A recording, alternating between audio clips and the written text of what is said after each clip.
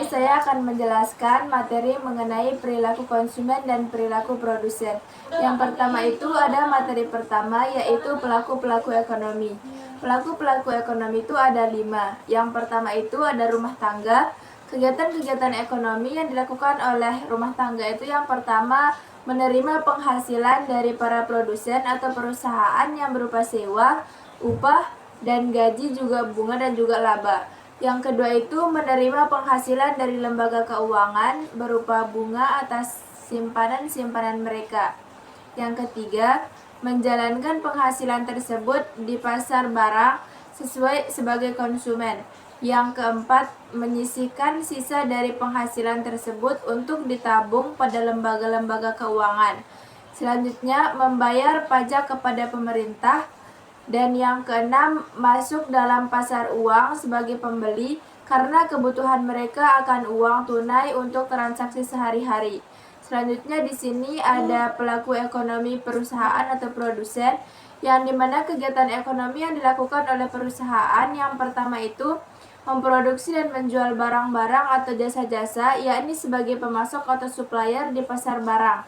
Yang kedua itu menyewa atau menggunakan faktor-faktor produksi yang dimiliki oleh rumah tangga konsumsi untuk proses produksi. Yang ketiga itu menentukan pembeli barang-barang modal dan stok barang yang lainnya. Yang keempat itu meminta kredit dari lembaga keuangan untuk membiayai investasi mereka dan mengembangkan usaha mereka. Selanjutnya yang kelima itu membayar pajak atas penjualan barang hasil produksinya. Dan lanjut di sini yaitu pelaku kegiatan ekonomi pemerintah, yang dimana kegiatan ekonomi yang dilakukan oleh pemerintah ini diantaranya yang pertama menarik pajak langsung dan tidak langsung, membelanjakan penerimaan negara untuk membelikan barang-barang kebutuhan pemerintah. Yang ketiga itu meminjam uang dari luar negeri. Yang keempat menyewakan tenaga kerja dan menyediakan kebutuhan. Yang selanjutnya itu ada pelaku kegiatan ekonomi lembaga-lembaga keuangan, yang dimana kegiatan pokok mereka itu diantaranya menerima simpanan atau deposito dari rumah tangga konsumen dan rumah tangga produsen. Yang kedua, menyediakan kepada perusahaan atau produsen untuk mengembangkan usaha atau investasi. Yang ketiga itu menyediakan uang giral untuk melakukan transaksi keuangan. Selanjutnya yang terakhir di sini ada pelaku ekonomi masyarakat luar negeri, yang dimana kegiatan ekonomi yang dilakukan oleh kelompok masyarakat luar negeri ini yang pertama itu menyediakan kebutuhan barang impor. Yang kedua, membeli hasil-hasil barang ekspor suatu negara. Yang ketiga, menyediakan kredit untuk pemerintah, swasta, dan dalam negeri. Yang keempat, masuk ke dalam pasar uang dalam negeri sebagai penyalur uang atau devisa dari luar negeri, peminta kredit, dan uang kartal rupiah untuk kebutuhan cabang-cabang perusahaan mereka di Indonesia. Yang kelima itu sebagai penghubung pasar uang dalam negeri dengan pasar uang luar negeri. Nah, selanjutnya di sini ada materi kedua, yaitu nilai suatu barang. Nilai suatu barang yang dimaksud adalah kemampuan pakai barang untuk memenuhi kebutuhan manusia dan kemampuan tukar barang terhadap yang lain. Dari materi nilai satu barang ini, yang pertama itu ada nilai pakai, yang dimana nilai pakai ini terbagi menjadi dua. Yang pertama itu nilai subjektif, yang artinya nilai yang diberikan oleh seseorang terhadap suatu barang karena barang tersebut dapat dipakai untuk memenuhi kebutuhannya. Lalu yang kedua yaitu ada nilai pakai objektif, yang artinya kemampuan dari suatu barang untuk dapat memenuhi kebutuhan manusia pada umumnya. Di sini di poin B itu ada nilai tukar, yang dimana nilai tukar juga dibagi menjadi dua golongan, yaitu nilai tukar subjektif dan nilai tukar objektif.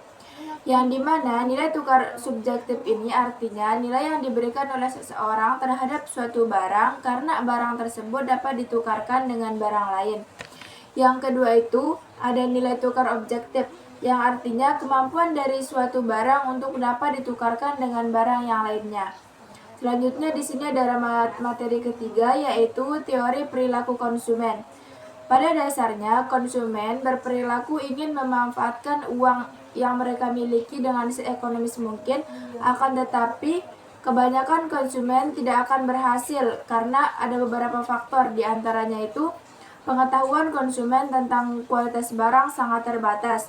Yang kedua, adanya persaingan para konsumen. Yang ketiga, kecenderungan konsumen bersifat masa bodoh terhadap situasi harga di pasar. Yang keempat, adanya tradisi yang kuat sehingga mempengaruhi tingkah laku konsumen, yang dimana perilaku konsumen juga sangat dipengaruhi oleh hukum permintaan yang mengatakan bahwa bila harga naik maka permintaan turun, dan sebaliknya bila harga turun maka permintaan akan naik dengan catatan keadaan lain ceteris paribus.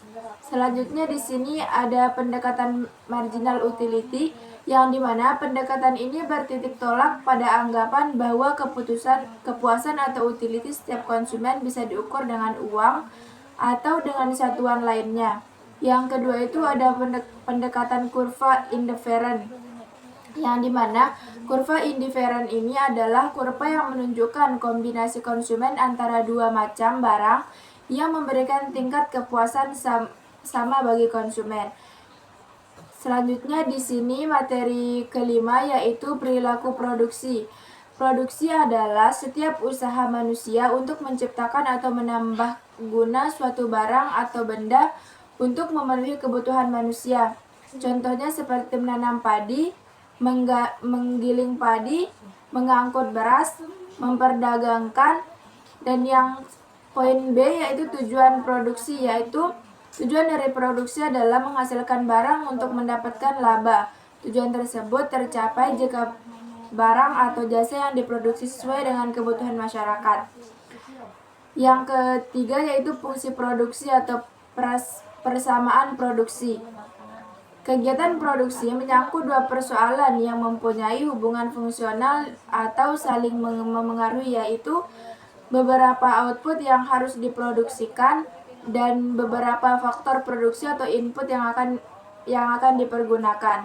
Dengan demikian, yang disebut fungsi produksi adalah hubungan fungsional atau sebab akibat antara input dan output. Yang terakhir yaitu materi mengenai teori produksi. Yang pertama itu ada pembagian produksi. Produksi dapat digolongkan menjadi 5 bidang, yang diantaranya itu ada bidang ekstraktif, yang artinya setiap usaha untuk mengambil hasil alam secara langsung, misalnya pertambangan, perikanan, berburu, dan juga menebang hutan. Yang kedua itu ada bidang agraris, yang artinya setiap usaha mengerjakan atau mengolah alam agar diperoleh hasil dari tumbuhan dan hewan, misalnya pertanian, perkebunan, dan peternakan darat dan juga peternakan laut. Yang ketiga itu ada bidang industri, yang artinya setiap usaha mengolah dari bahan mentah sampai menjadi barang jadi. Contohnya itu seperti perakitan, pertekstilan, ukir-ukiran, dan juga kerajinan. Yang keempat itu ada bidang perdagangan, yang artinya setiap usaha untuk membeli barang dan menjualnya kembali tanpa merubah bentuk. Contohnya seperti perdagangan regional, perdagangan nasional, dan perdagangan internasional. Yang kelima ada bidang jasa, yang artinya setiap usaha memberi pelayanan kepada masyarakat dengan tujuan memperoleh keuntungan. Contohnya perbankan, asuransi, pengangkutan, jasa, dan juga hukum. Yang poin B di sini ada tahapan produksi. Lapangan produksi dapat digolongkan menjadi 3 sektor produksi. Yang pertama itu sektor produksi primer, meliputi bidang ekstraktif dan bidang agraris. Yang kedua, sektor produksi atau sekunder, meliputi bidang industri dan bidang perdagangan. Yang ketiga itu sektor produksi tersier, meliputi barang, jasa, dan juga pelayanan. Yang selanjutnya ada faktor produksi. Faktor produksi adalah alat atau bahan yang dipergunakan untuk proses produksi atau dalam rangka menghasilkan barang dan jasa.